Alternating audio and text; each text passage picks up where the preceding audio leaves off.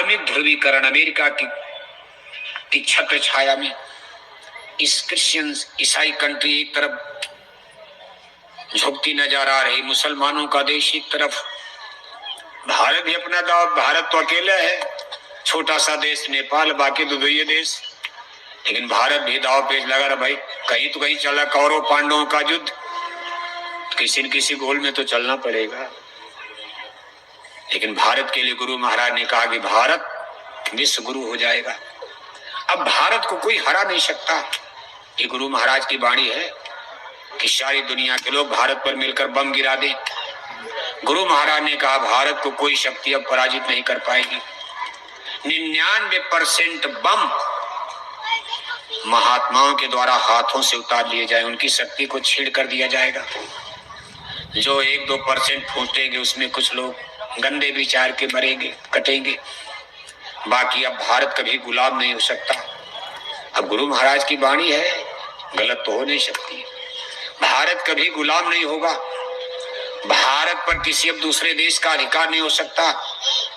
भारत विश्व गुरु बनेगा, भारत में सतयुग आएगा, भारत सोने की चिड़िया बनेगा, जहां जितनी जमीन में जितना अनाज फल सब्जी पैदा होता, सतयुग आने पर उतनी ही जमीन में 5 गुना फल, 5 गुना सब्जी, 5 गुना अनाज पैदा होने लगेगा।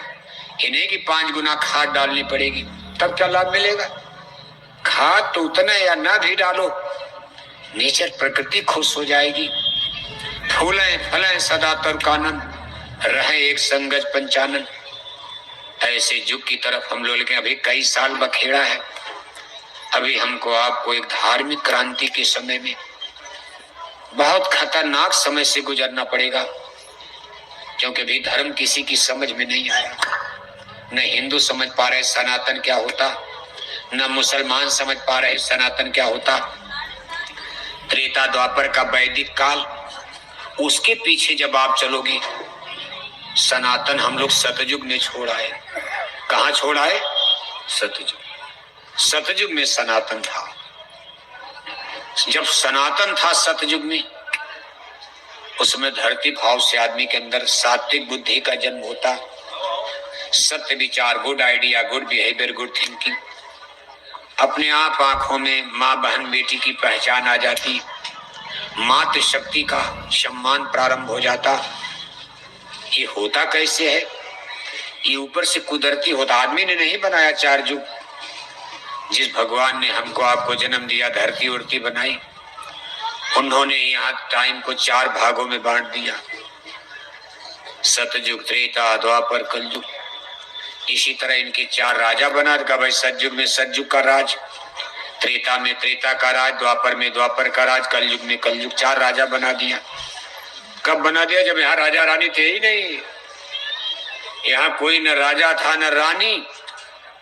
भगवान ने 4 राजा यहाँ पहले बना दिया और बड़ा लंबा राज दे दिया। कहा कोई चुनाव उनाव नहीं होगा, इन्हें कि आपको तलवार चलानी है राजपाट के लिए, कलयुग त्रेता लड़ेंगे। आपको कोई इलेक्शन करवाना, भाई हमको गद्दी पर, कहा भाई हम निश्चित कर दिए 17,28,000 बरस आपका राज रहेगा। यानी जो सबसे अच्छे राजा, उनका राज ज्यादा चलेगा, 17,28,000 बरस। कहा 12,96,000 बरस त्रेता का चलेगा, 8,64,000 बरस द्वापर का चलेगा, और जो सबसे खराब राजा कलयुग, कहा आपका राज ज्यादा दिन चलेगा, तो धरती पर उपद्रव का आपका 4,32,000 वर्ष रहेगा।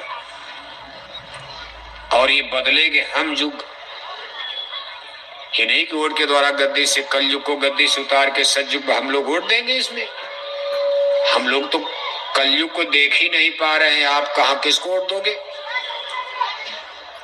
और गुरु महाराज क्या कर गए, कलयुग में कलयुग जाएगा और कलयुग में सतयुग। गद्दी एक है, कुर्सी एक ही राजा रहेगा, चाहे कलयुग राजा रहे, चाहे सतयुग, चाहे त्रेता, एक बार में एक राजा। गद्दी एक, कुर्सी एक। अब कलयुग को गद्दी से उतार कर सतयुग को बैठाना है। इसमें हमारे आपके वोट की कोई कीमत नहीं है कि वोट से बैठा दोगे आप। मुख्यमंत्री का चुनाव थोड़ा करना, और इसमें हमारी आपकी कोई हस्ती और ताकत भी नहीं काम करेगी। जब हम कलयुग सज्जुग को देख ही नहीं रहे, किसको उतारोगे, किसको बैठाओगे आप? जो चीज हमको दिखाई नहीं दे रही। इसीलिए गुरु महाराज कहते थे, ये काम नहीं इंसान का, ये काम है। ये जो काम होने जा रहा है ये आदमी का है ही नहीं, ये काम नहीं इंसान का, ये काम है। तो जिस काम की जिम्मेदारी भगवान ने ले लिया हो, उस काम को दुनिया में कोई रोक पाएगा?